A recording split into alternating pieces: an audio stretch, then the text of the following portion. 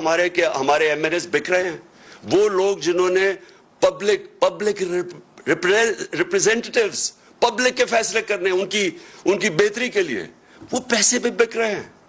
कोई एक्शन नहीं लिया गया, क्योंकि बदकिस्मती से यहां अभी भी पूरी कोशिश, वो कुव्वतें बैठी हुई हैं इस मुल्क में, ये करप्ट लोगों के अलावा, जो कंट्रोल करना चाहती हैं आपको, इस मुल्क को कंट्रोल करना चाहती हैं, आवाम की राय को कंट्रोल करना चाहती हैं।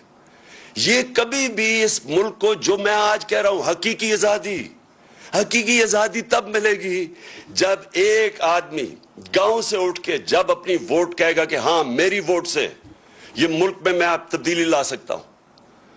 क्यों इतनी कम है वोटिंग पाकिस्तान में? साथ वाले मुल्क में 70% वोटिंग है। कई मुल्कों में वोटिंग देखिए कितने लोग निकलते हैं। क्यों नहीं हमारे लोग निकलते? क्योंकि वो समझते हैं हमारी वोट से फर्क ही कुछ नहीं पड़ेगा, इसलिए लोग नहीं निकलते।